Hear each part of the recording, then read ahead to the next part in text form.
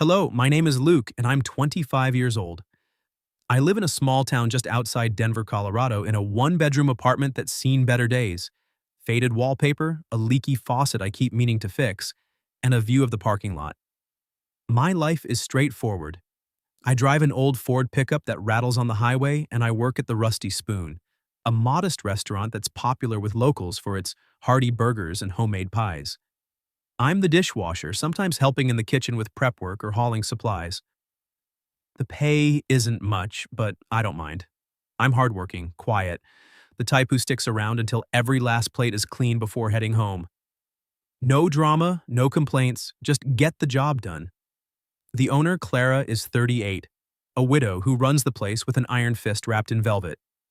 She's sharp, always noticing the details with her dark hair pulled back and eyes that seem to see through you. She's meticulous, checking everything herself, from the freshness of the produce to the shine on the silverware. And she cares about her staff in her own way, making sure we're paid on time and the break room has coffee. We don't talk much beyond work stuff, but over the months I've gotten used to her presence. She'd remind me to scrub the sinks thoroughly, or ask me to carry heavy crates from the delivery truck, or even inquire about some home-cooked dishes from my small-town upbringing to tweak the menu. At first it was all business, distant, professional. She's the boss, I'm the young employee, and there's over a decade between us. But slowly that gap softened into a quiet trust. She'd nod approvingly when I stayed late. Or I'd catch her watching me work with a faint smile. We kept our distance, though, her as the authority, me as the reliable hand. One Friday night, after a grueling shift, Clara handed me the inventory report to log before closing. I was exhausted, my back aching from hours bent over the sink, eyes burning from the steam. I grabbed the stack of papers and headed to what I thought was the manager's office to drop them off. The hallway was dimly lit, the nameplates dusty and hard to read in the low light. I glanced at one. Owner's office. Figured it was close enough. Maybe the accounting spot was inside. I pushed the door open without knocking, stepped in, and placed the papers on the desk. The room was tidy with a faint scent of lavender, and I turned to leave when I heard a rustle from behind a white curtain dividing the space. Curious, I pulled the curtain aside gently and froze. There was Clara, fresh from the shower, her hair wet and clinging to her shoulders, reaching for a towel to cover herself. Her skin was pale and smooth, the air humid with steam, and her eyes went wide with shock. She screamed, "Who are you? What are you doing in my room?" Panic surged through me. I lunged forward without thinking, clapping my hand over her mouth to muffle the yell, terrified that someone outside would hear and think I was some intruder or worse, a pervert. "It's me, Luke," I whispered urgently, my voice trembling. Her eyes locked on mine, filled with fear and anger, and I realized how insane this looked. Me invading her space, silencing her. I yanked my hand back immediately, stumbling over apologies. "I'm so sorry. I thought this was the office. I didn't mean—" Her face was flushed, her voice sharp as a knife. "Get out!" I bolted, slamming the door behind me, my face burning red, heart pounding like a drum. As I rushed down the hall, I glanced back at the nameplate. Clara's private office. Not the manager's, hers. My mind reeled, humiliation crashing over me in waves. I grabbed my keys and left without a word to anyone, driving home in a daze. Stupid, I thought, cursing myself. How could I be so careless? But even as shame twisted in my gut, I couldn't shake the image of her. Her graceful form, the soft glow of her skin, the floral scent lingering, her eyes wide with vulnerable surprise. I told myself to forget it, that I was crazy for even thinking about it. Shaking my head, I parked and headed inside, avoiding my own reflection in the mirror. Too ashamed to face anyone, even myself. The morning after, I dragged myself to the Rusty Spoon earlier than usual, the sky still gray and heavy with clouds. My head pounded from a night of zero sleep, replaying that disaster over and over. What if Clara had told someone? What if I walked in and found my stuff cleared out, a pink slip waiting? Or worse, everyone staring, whispering pervert under their breath? I parked my truck in the back lot, grabbed my apron from the passenger seat, and forced myself inside. The place was quiet, just the drip of the coffee machine and the faint smell of yesterday's grease. I washed my hands at the sink, scrubbed harder than necessary, trying to act normal. But my mind was a storm. Avoid her, apologize again, or just quit before she could fire me? I started prepping the veggies, chopping carrots with shaky hands, the knife slipping once and nicking my thumb.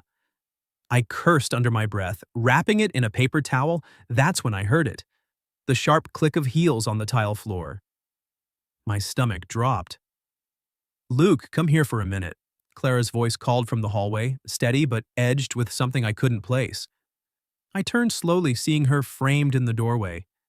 She was dressed in a fitted gray skirt and white blouse, her hair pulled back as always, but her face was unreadable, serious, with those sharp eyes locked on me. No smile, no warmth. I wiped my hands on my apron, feeling the blood from my thumbs seep through, and walked toward her. Each step felt like wading through mud, my boots heavy, my heart slamming against my ribs. What was she going to say? Fire me on the spot? Call the cops? The hallway seemed longer than ever, and as I approached the door marked owner's office, the memories flooded back. Her scream, the towel, that floral scent mixing with steam. I kept my eyes on the floor, staring at the scuffed tiles, avoiding the nameplate like it was cursed. "Inside," she said, stepping aside. I slipped past her, careful not to brush against her arm, and stood awkwardly by the desk. The room looked the same.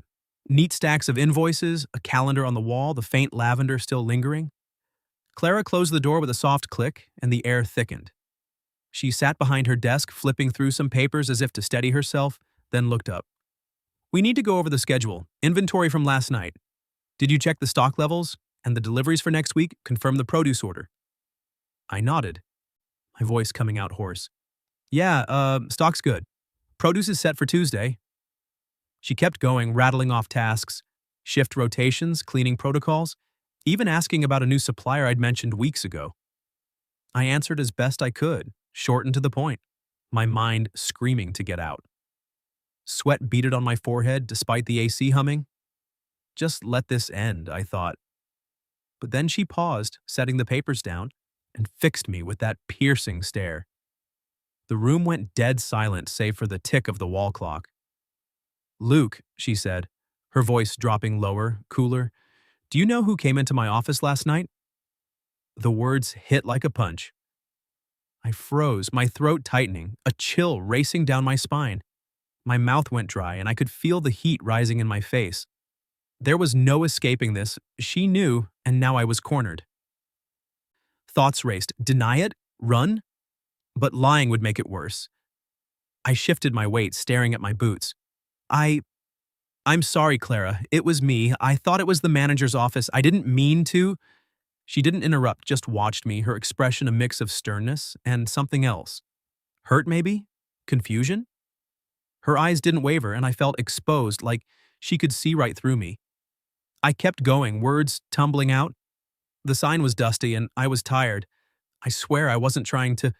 I just dropped the papers and heard something. I'm so sorry. My hands clenched at my sides, knuckles white.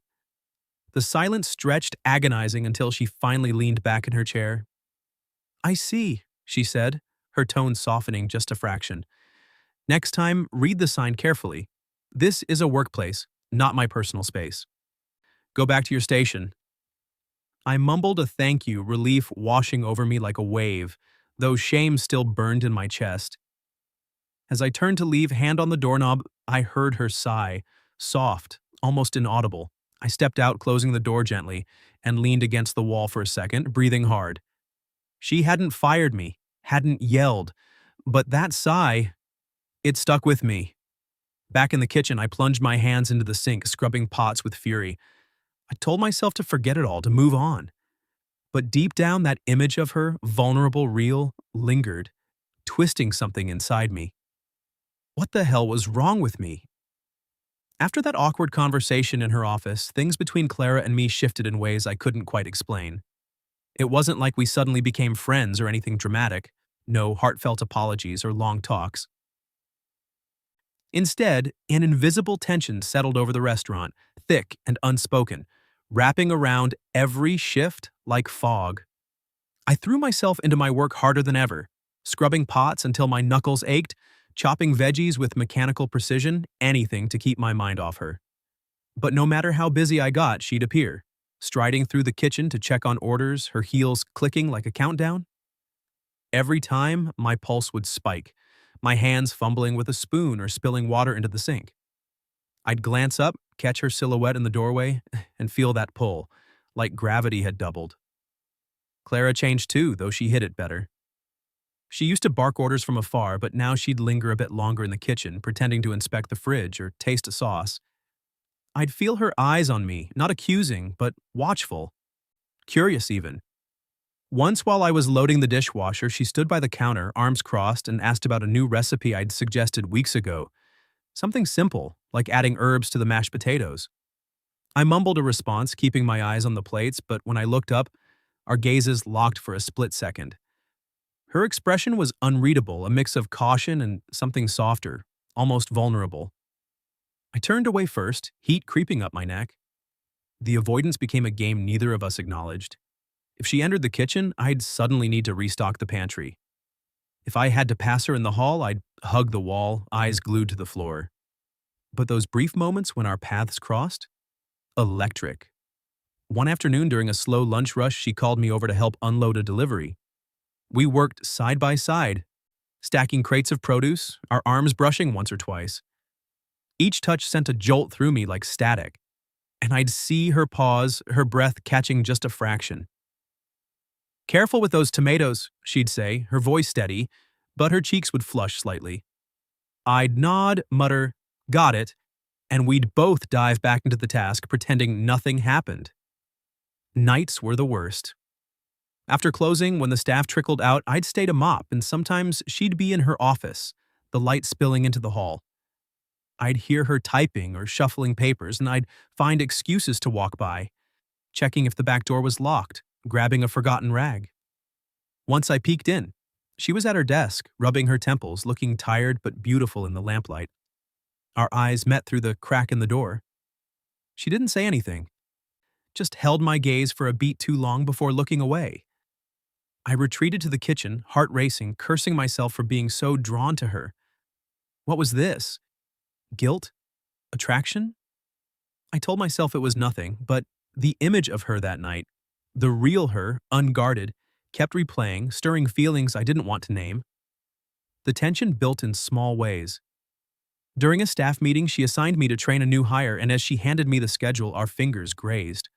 We both froze, the room full of chatter around us. Her eyes flicked to mine, wide for a moment. Then she pulled back smoothly, clearing her throat. "Any questions?" she asked the group, but I knew it was aimed at me.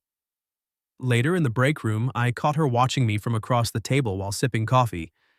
I pretended not to notice, but my skin prickled, aware of every shift in her posture. One evening, after a particularly hectic dinner service, we ended up alone in the storage room. I was shelving cans. She came in for napkins. The door swung shut behind her, and suddenly the space felt too small. "Luke," she started, reaching for a box on a high shelf. I stepped forward to help, our hands touching as I grabbed it for her. Time slowed. Her scent, that same floral soap, filled the air, and I could see the pulse in her neck quicken. We stood there, inches apart, neither moving. "Thanks," she whispered, her voice barely audible. I nodded, stepping back, but the air hummed with unspoken words. She left first, and I leaned against the wall, breathing hard. What the hell was happening? We were worlds apart, boss and employee, years between us. But this pull, this silent dance, was undeniable. Days blurred into weeks, the restaurant a stage for our quiet avoidance. I'd hear her laugh with the waitstaff and feel a pang wishing it was directed at me. She'd assign me extra tasks, and I'd wonder if it was punishment or an excuse to interact. Every glance, every near-miss touch built the pressure, like a pot simmering just below boil. I knew it couldn't last forever, but for now we danced around it. Close enough to feel the heat, far enough to pretend it wasn't there. One Tuesday evening, the restaurant wrapped up early after a slow night. The last customers left around 8, and the staff filtered out soon after, chatting about their plans for the rest of the week. I lingered in the kitchen, wiping down counters and stacking clean plates, my mind wandering as usual to Clara. Those fleeting glances, the accidental brushes that left me reeling. I was about to grab my jacket when her voice cut through the quiet from the hallway. Luke, can you stay back? I need help checking the walk-in freezer inventory. My stomach twisted. Alone with her? After all the tension? But I couldn't say no. Sure, I called back, hanging my apron and heading to the storage area. The restaurant felt bigger in the silence. The hum of the fridges, the only sound besides our footsteps. Clara was already there, clipboard in hand, her blouse slightly untucked from the long day, hair loosening from its bun. She looked tired but composed, flipping on the freezer light as I approached. "Let's make this quick," she said, her tone professional, but there was an undercurrent. Something heavier. We worked in tandem, counting crates of frozen meats and veggies, her marking tallies while I shifted boxes. The cold air bit at my skin, but the proximity to her made the space feel warmer, charged. Our arms brushed once as I handed her a label, and neither of us pulled away immediately. She cleared her throat, breaking the silence. "Luke," she started, setting the clipboard down on a shelf. "What do you really think about what happened that night?" The question hit me like ice water. I paused, a bag of frozen peas in my hands, my heart suddenly pounding. The freezer's hum seemed louder, the air thicker. I set the bag down carefully, buying time. I... I'm sorry, Clara, it was a mistake. I thought it was the office. I didn't mean to intrude like that. My voice came out shaky, and I stared at the frosted floor, avoiding her eyes. The memory flooded back, not just the shock, but the vulnerability I'd seen in her, the way her skin had glowed under the bathroom light. She didn't respond right away. When I finally looked up, she was leaning against the wall, arms crossed, her expression a mix of frustration and something softer, almost pained. "Do you see me differently now?" she asked, her voice quieter, probing. "Like I'm just some woman, not your boss?" I felt my face heat up, the cold air doing nothing to cool it. "No," I said too quickly. Then, more honestly, "I mean, you're beautiful and strong. I've always respected you." The words slipped out before I could stop them, raw and unfiltered. She let out a small, sad laugh, shaking her head. "Beautiful? I'm pushing 40, Luke. No one's looked at me like that in years." That hit me. I stepped closer without thinking, the space between us shrinking. "That's not true. I've never thought of you as old. You're you. And that night, it wasn't what I expected, but it didn't change how I see you. If anything..." I trailed off, my pulse racing. She searched my face, her eyes softening, no longer the stern boss, but a woman carrying weights I could only guess at. "If anything, what?" she pressed, her voice barely above a whisper. I swallowed hard, the cold seeping into my bones, but I pushed forward. "It made me think about you more. Not in a creepy way, I swear, but you're always on my mind now. The way you run this place, the way you handle everything alone. I admire you, Clara. More than I should." The confession hung in the air, vulnerable and terrifying. Her eyes widened, surprise flickering across her features, then something else. Relief? She uncrossed her arms, taking a small step toward me. "Luke," she said softly, "do you know how many years are between us? I'm your boss. This could complicate everything." I nodded, feeling the weight of it all. "I know, but that doesn't change how I feel." The freezer felt smaller now, the cold forgotten as we stood there, inches apart. She reached out, her hand lightly touching mine, her fingers cool but steady. "I don't know what to say," she murmured. "I've been thinking about it too. That night scared me, but it also made me see you differently. You're not just some kid working here, you're kind, reliable. And yeah, maybe I've noticed you more than I should." Her words sent a rush through me, a mix of hope and fear. We didn't move for a long moment, just holding that gaze, the unspoken tension finally cracking open. "I don't promise anything," she added, her voice gentle. "This is new for me too, but I don't want to pretend anymore." I squeezed her hand lightly, nodding. "Me neither." In that frozen room with the world outside fading, everything felt different, like we'd crossed a line we couldn't uncross. My heart swelled with a warmth that chased away the chill, knowing that from here, nothing would be the same. After that confession in the freezer, the air between Clara and me cleared like fog lifting after a storm. We didn't rush into anything dramatic. No declarations of love, no stolen kisses in the kitchen. Instead, we eased into a new rhythm, one built on quiet understanding. The next day at work, she assigned me to help with prep. And as we chopped onions side by side, our shoulders brushing, she glanced at me with a small smile. "Thanks for staying last night," she said softly, her voice carrying just for me. I nodded, feeling a warmth spread through my chest. "Any time." From there, we started sharing more. During slow shifts, she'd pull me into her office under the pretense of reviewing inventory, but we'd end up talking, really talking. Clara opened up about her husband, how he'd passed suddenly 5 years ago, leaving her to run the restaurant alone. "I thought I'd never feel anything again," she admitted one evening, her fingers tracing the edge of her desk. "Too much pain. Too much responsibility." I listened, sharing bits of my own life, growing up in a broken home, bouncing between jobs before landing here, always feeling like I was just scraping by. "You've given me something to look forward to," I told her once, and she squeezed my hand, her touch lingering. We kept it private. No one at the restaurant needed to know. The staff saw us working closely, but they chalked it up to her trusting me more. After closing, we'd sit in the empty dining room, sharing leftover pie or a pot of coffee. She'd laugh at my dumb jokes, her eyes lighting up in a way that made my day. One night, as we locked up, she leaned against the door and said, "You make this place feel less lonely." I pulled her into a gentle hug, her head resting on my shoulder, and for the first time, I felt like I belonged somewhere.